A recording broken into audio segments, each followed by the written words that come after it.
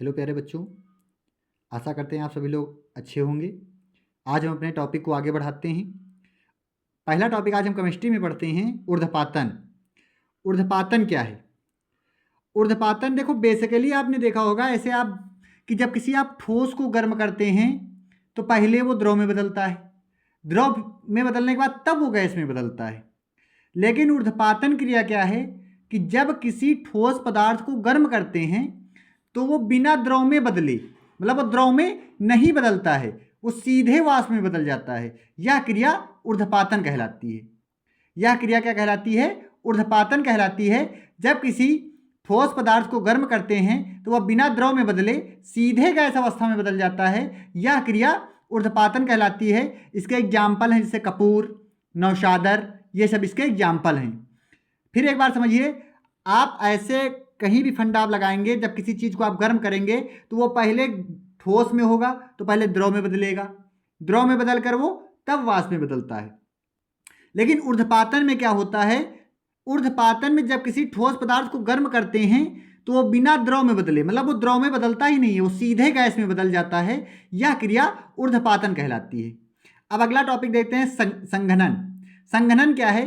संघनन किसी पदार्थ कि वाष्प को ठंडा करके, मतलब सीधे रूप में कि किसी द्रव वाष्प को ठंडा करके द्रव के रूप में बदलना, मतलब गैस को द्रव के रूप में बदलना ही संघनन कहलाता है।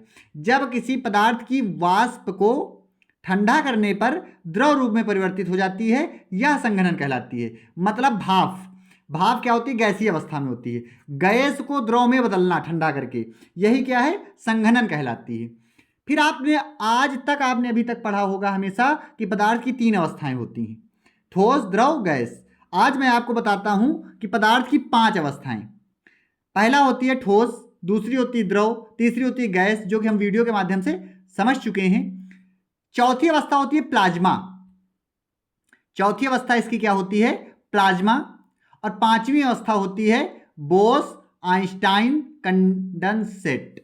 फिर एक बार याद रखेंगे, बोस आइंस्टाइन कंडेंसेट। 5 अवस्थाएं आज देखेंगे आप, ठोस, द्रव, गैस और प्लाज्मा, बोस आइंस्टाइन कंडेंसेट। इनको आप ध्यान से देखेंगे। अब अगला टॉपिक देखते हैं। बीच में एक छोटा सा टॉपिक है, तापमानों को सेल्सियस में बदलिए। मतलब केल्विन में दिया हुआ है ताप, 300 केल्विन को हमको बदलना है सेल्सियस में। तो कभी भी केल्विन में दे रहा हो तो आप कुछ नहीं करेंगे, सीधे जो तापमान केल्विन में दे रहा हो उसको 273 में घटा देंगे तो वो सेल्सियस में बदल जाएगा। जैसे ही आपने देखा 300 केल्विन दे रहा है, इसको क्या करिए 273 में घटा दीजिए, वो तुरंत किस में बदल जाएगा? सेल्सियस में बदल जाएगा। तो 27 अंश सेंटीग्रेड आ गया। 300 में 273 घटा दिया, 27 अंश सेंटीग्रेड आ गया। अगला दे रहा है 573 केल्विन, इसको आपको बदलना है। कैसे बदलेंगे? 573 को 273 में घटा देंगे, तुरंत कितना आ जाएगा? 300 अंश सेंटीग्रेड आ जाएगा। इस तरह आप ध्यान से तापमानों को, केल्विन को सेल्सियस में बदल सकते हैं। अगला टॉपिक वाष्पीकरण। वाष्पीकरण क्या है? क्वथनांक से कम तापमान पर, क्वथनांक अभी हम नेक्स्ट परिभाषा क्वथनांक की ही देखेंगे। क्वथनांक से कम तापमान पर द्रव के वाष्प में परिवर्तित होने की क्रिया वाष्पीकरण कहलाती है। सीधे शब्दों में, जब किसी द्रव को गर्म करते हैं तो वो वाष्प में परिवर्तित हो जाता है, यह क्रिया वाष्पीकरण कहलाती है। ध्यान से समझिएगा, एक लाइन में परिभाषा आप याद कर लेंगे कि जब किसी द्रव को गर्म करते हैं तो वो वाष्प में परिवर्तित हो जाता है, यह क्रिया वाष्पीकरण कहलाती है। अब इसमें एक वर्ड आया था क्वथनांक, इस पर हम चर्चा करते हैं। क्वथनांक क्या है?